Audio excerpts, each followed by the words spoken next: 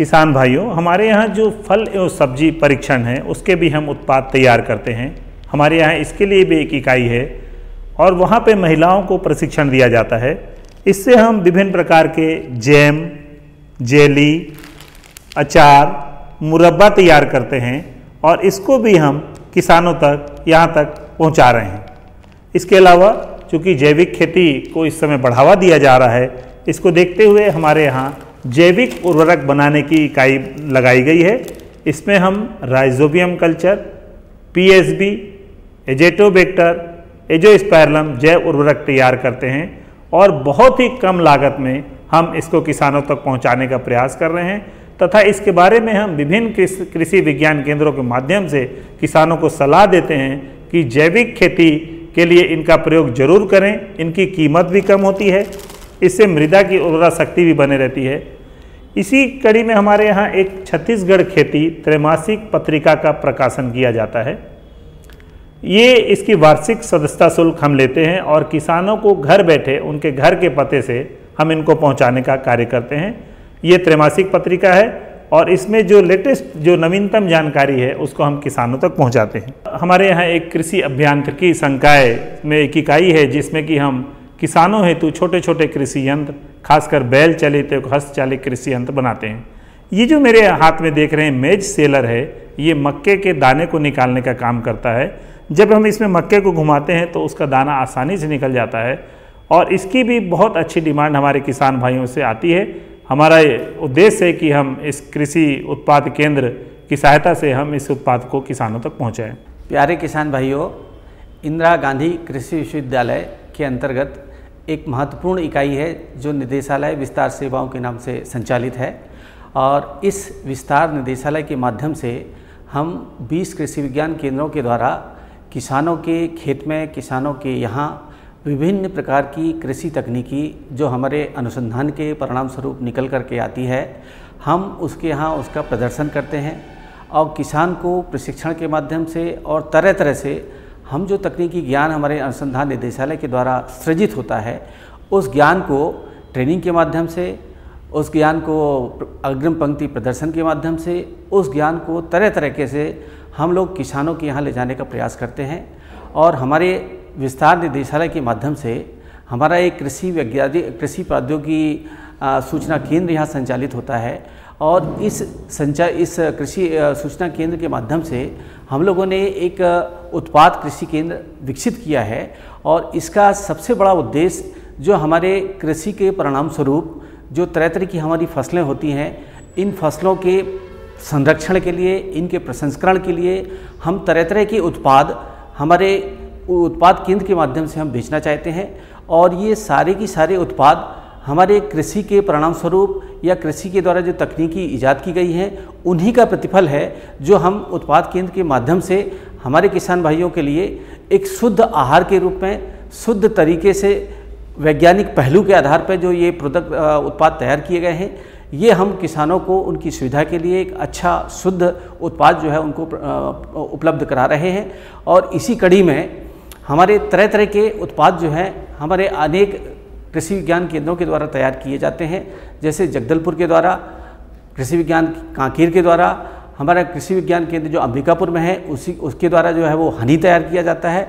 बहुत अच्छा शहद जो है उसके द्वारा तैयार किया जाता है और इस प्रकार से अनेक उत्पाद हमारे कृषि विज्ञान केंद्र के द्वारा हमारे किसानों के लिए तैयार किए जाते हैं ताकि हमारी कृषि तकनीकी, हमारे कृषि उत्पाद हमारे छत्तीसगढ़ राज्य के जन जन में और हमारे किसानों के पास तक पहुंच सके और वो हमारी तकनीकी से परिचित हों, हमारे कृषि उत्पाद से परिचित हों और इनको अपना करके वो अपना विकास करें। ये लो और बताओ। बस। अरे ये क्या भैया जी, बस इतनी सी रासायनिक खाद? किसानी छोड़ रहे हो क्या? किसानी नहीं, नादानी छोड़ रहे हैं। मिट्टी की जांच कराई है। अब तो लाला जी जितनी जरूरत है उतने ही उर्वरक खेत में डालेंगे। हाँ, किसान भाई आज ही अपने जिले की नजदीकी भूमि परीक्षण प्रयोगशाला में मिट्टी की जांच जरूर करवाएं और मिट्टी में पोषक तत्व, नमी व पौधे के विकास को देखते हुए केवल जरूरत के अनुसार ही पोषक तत्व डालें। और हाँ, मिट्टी में गंधक, जस्ता, बोरोन जैसे सूक्ष्म पोषक तत्वों का पता लगाना भी न भूलें। उर्वरक और जैविक खाद के सही उपयोग से भूमि का उपजाऊपन बनाए रखें, उत्पादकता बढ़ाएं, खर्चा घटाएं और बहुमूल्य विदेशी मुद्रा बचाने में भी सहयोग दें। और हाँ, धीमी गति से नाइट्रोजन उपलब्ध कराने वाले उर्वरकों जैसे नीम लेपित यूरिया को प्राथमिकता दें और यूरिया का पत्तों पर छिड़काव करें। अरे वाह, तू तो सचमुच समझदार हो गया रे। अधिक जानकारी के लिए संपर्क करें जिला कृषि अधिकारी या किसान कॉल सेंटर। अम्मा खाना दे दो ना। सबर कर गोलू, अभी दाल नहीं गली है। तू फिक्र ना कर गोलू की अम्मा, अब की बार अपनी दाल खूब गलेगी। क्या मतलब जी? अब की बार NFSM के तहत दाल की पैदावार को बढ़ाने के तरीकों को दिखाने के लिए देश में 1000 क्षेत्र चुने गए हैं, जिसमें हमारा इलाका भी आ गया है। पर इससे हमें क्या फायदा? हमें 5 एकड़ खेती के लिए खाद और कीटनाशक के अलावा बढ़िया बीजों की एक मिनी किट भी मिलेगी। इतनी दाल का करेंगे क्या जी? अरे भगवान, सरकार ने दलहन का समर्थन मूल्य भी खूब बढ़ा दिया है और इनकी खरीद का भी पूरा इंतजाम कर लिया है। इससे आमदनी बढ़ेगी और फिर हमारा गोलू अच्छे स्कूल में जाकर के कृषि वैज्ञानिक बनेगा। हाँ, क्या करूं? हाँ, मैं ऐसे ही करूंगा। हाँ, अच्छा, मैं जा रहा हूँ। अच्छा, जी जी जी, हाँ, जी जी जी। किससे बात कर रहे थे इतना हंस कर?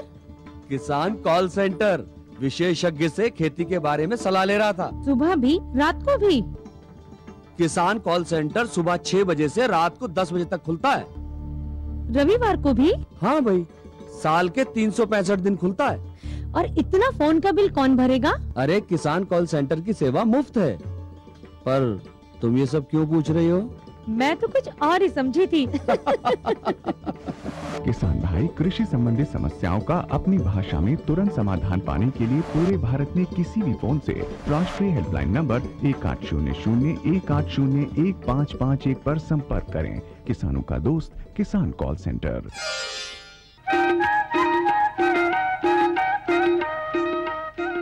कार्यक्रम देखने वाले सभी किसान भाइयों को नमस्कार। किसान भाइयों, हमारे इस कार्यक्रम के माध्यम से हम आपको कृषि संबंधी नई नई जानकारियाँ देते रहते हैं। आज हम आपको मिर्ची की वैज्ञानिक खेती के बारे में जानकारी देंगे। किसान भाइयों, मिर्ची की आधुनिक और वैज्ञानिक खेती कैसे करना चाहिए, आइए जानकारी लेते हैं। मिर्च सोलेनसी कुल का एक बहुत ही महत्वपूर्ण शाख है। हमारे राज्य का वातावरण मिर्च की खेती के लिए उपयुक्त माना गया है। इस फसल के लिए अम्लीय भूमि का चयन कभी भी नहीं करना चाहिए, क्योंकि इस कुल के किसी भी सदस्य के लिए अम्लीय भूमि ठीक नहीं। हमारे छत्तीसगढ़ में मिर्च जीवांश युक्त दोमट भूमि सबसे अच्छी तरह से लगाई जा रही है। कृषि के जानकार भी इस बात के लिए सहमत हैं कि मिर्च के लिए हमारे राज्य की जलवायु और भूमि दोनों ही अनुकूल है, बशर्ते निंदाई गुड़ाई का भी पूरा ख्याल रखा जाए और खरपतवार से निवारण पाने को भी प्रयासरत रहा जाए। मिर्च के लिए प्रक्षेत्र को सबसे पहले हल से अच्छी तरह से जोत लेना चाहिए और पाटा चलाकर मिट्टी को भुरभुरी बना लेना चाहिए। इसके बाद मादा निर्माण का कार्य किया जाना चाहिए। साथ ही इसी वक्त कुछ आवश्यक उर्वरक और खाद भी प्रक्षेत्रों में दे देना चाहिए।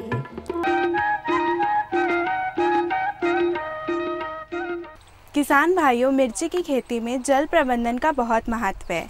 सिंचाई कब और कितनी मात्रा में करें, आइए जानकारी लेते हैं। मिर्च की सफल खेती और अधिकतम उत्पादन के लिए सिंचाई व्यवस्था को लेकर सतर्क रहने की अति आवश्यकता है।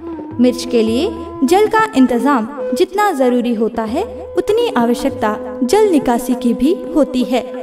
मिर्च के पुष्पन और फलन के समय भूमि में पर्याप्त नमी का होना नितांत जरूरी होता है, क्योंकि नमी की कमी से जहां पौधे की बढ़ावार रुक जाती है, वहीं दूसरी ओर फल के गिरने की आशंका भी होती है।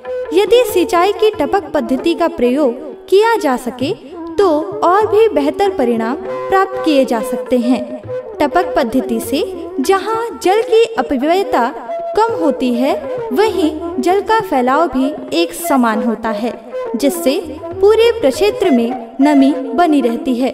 टपक पद्धति से जल में घुलनशील उर्वरक और रसायन का संचरण भी जल के साथ किया जा सकता है।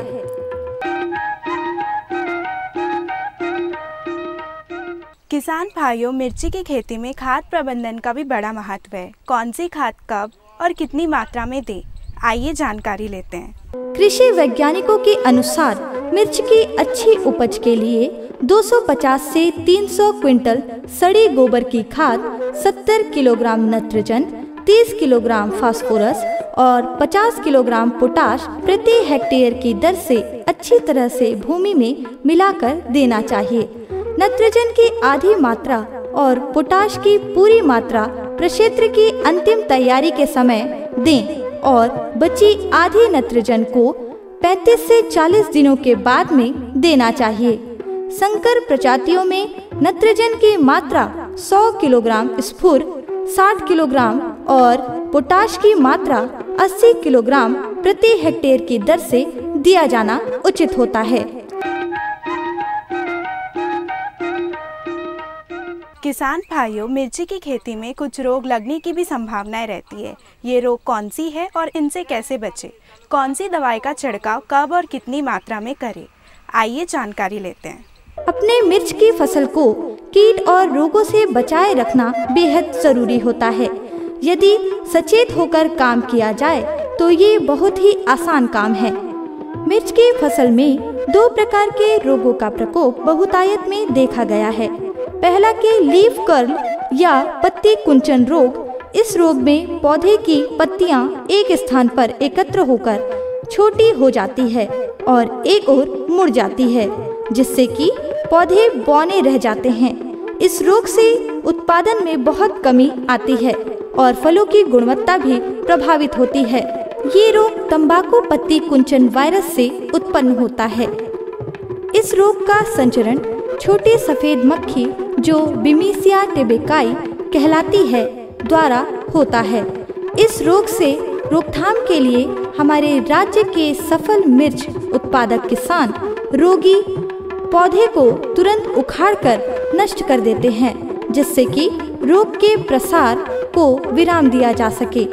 फसल में हर 10 दिन के अंतराल में मेलाथियान 50 ईसी या इंडोसल्फान 35 ईसी दवा 1 मिलीलीटर दवा प्रति लीटर जल के मान से नियमित छिड़काव करते हैं और ऐसा 5 से 6 दफा किया जाता है। मिर्च के दूसरे रोग का नाम है एंथ्रेक्नोज या श्यामवर्ण रोग। इस भयानक रोग से 12 से 35% तक उपज प्रभावित हो सकती है। इस रोग के कुप्रभाव से पौधा ऊपर से नीचे की ओर सूखने लगते हैं और सूखे हुए भागों से पत्तियां गिरने लगती हैं। रोग के इस लक्षण को डाई बैक या शीर्षरम भी कहते हैं। इन पौधों को उखाड़कर जला देना चाहिए ताकि इनका प्रसार रोका जा सके। ये फफूंद जनित रोग हैं। इनके प्रबंधन के लिए विज्ञान सम्मत रासायनिक विधियों का प्रयोग भी किया जा सकता है। मिर्च का प्रमुख कीट थ्रिप्स या फुदका होता है। ये कीट भयानक स्थिति उत्पन्न करता है। ये कीट पत्तियों के नीचे ही उपस्थित होते हैं और वहीं से पौधों का रस चूसते हैं। इसके कुप्रभाव से मिर्च की पत्तियां मुड़ने लगती हैं और झड़ने लगती हैं। प्रभावित पौधे को हिलाने मात्र से ही सफेद रंग के फुदके काफी संख्या में झड़ने लगते हैं। इसके अलावा एफिड भी शिमला मिर्च के लिए एक खतरनाक कीट साबित होता है। इन कीटों का उपचार वैज्ञानिक पद्धति से किया जाना चाहिए। रोग प्रतिरोधी किस्मों की खेती करके भी हम अपने मिर्च की फसल को इन रोगों से बचाए रख सकते हैं। हरी नाना नाना सुवाना ओ तारी हरी नाना नाना सुवाना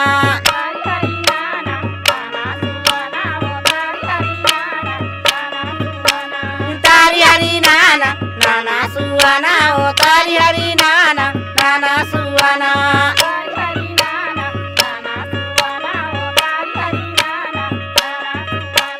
वाही जगह खेलाय कन्हैया ओ वाही जगह खेलाय कन्हैया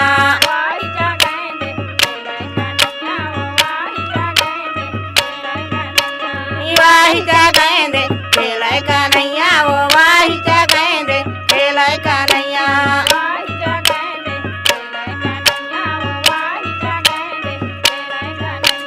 खेलता गेंदा गिरजा मुना में वो खेलता गेंदा गिरजा मुना में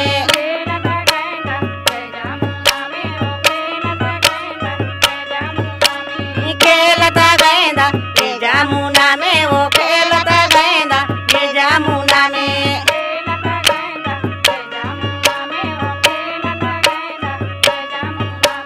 तारी हरी नाना नाना सुवाना वो तारी हरी नाना नाना सुवाना तारी हरी नाना नाना सुवाना वो तारी हरी नाना नाना सुवाना तारी हरी नाना नाना सुवाना वो तारी हरी नाना नाना सुवाना तारी हरी नाना नाना सुवाना वो तारी हरी नाना नाना सुवाना पहुँचे कन्हैया नांगिन दुआरे वो पहुँचे कन्हैया नांगिन दुआरे पहुँचे कन्हैया नांगिन दुआरे वो पहुँचे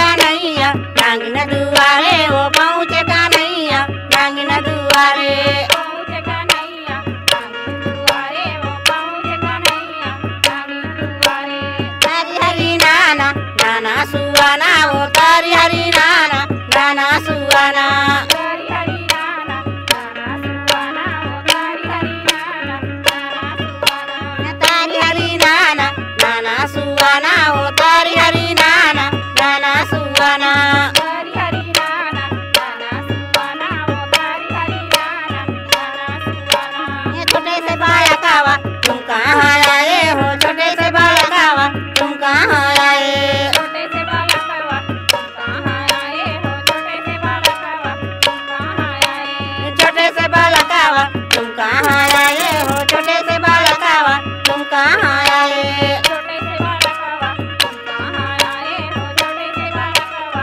तुम कहाँ आए कौन तुम्हारे माता पिता है हो कौन तुम्हारे माता पिता है कौन तुम्हारे माता पिता है हो कौन तुम्हारे माता पिता है कौन तुम्हारे माता पिता है हो कौन तुम्हारे माता पिता है कौन तुम्हारे माता पिता है हो कौन तुम्हारे माता पिता है काय तुम्हारे नामे है बाला को काय तुम्हारे नामे है बाला काय तुम्हारे नामे है बाला को काय तुम्हारे नामे है बाला काय तुम्हारे नामे है बाला को काय तुम्हारे नामे है बाला काय तुम्हारे नामे है बाला को काय तुम्हारे नामे है बाला तारी हरी नाना नाना सुवाना ओ तारी हरी नाना नाना सुवाना तारी हरी नाना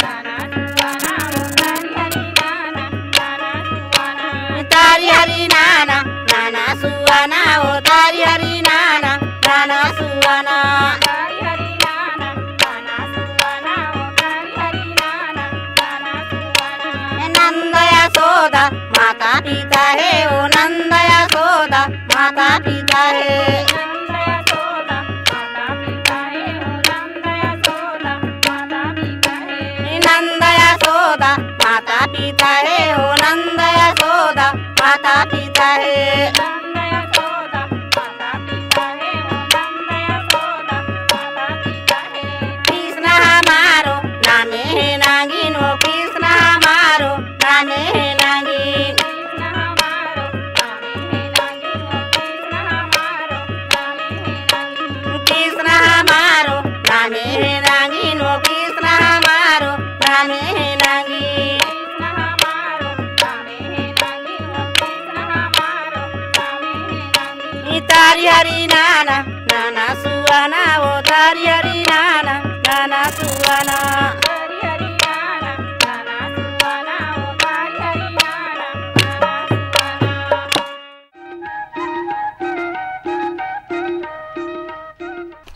किसान भाइयों, हमारे इस कार्यक्रम के माध्यम से आपको महत्वपूर्ण जानकारी मिल गई होगी। अगले अंक में कुछ महत्वपूर्ण जानकारियों के साथ फिर उपस्थित होंगे। तब तक के लिए दीजिए इजाज़त। नमस्कार।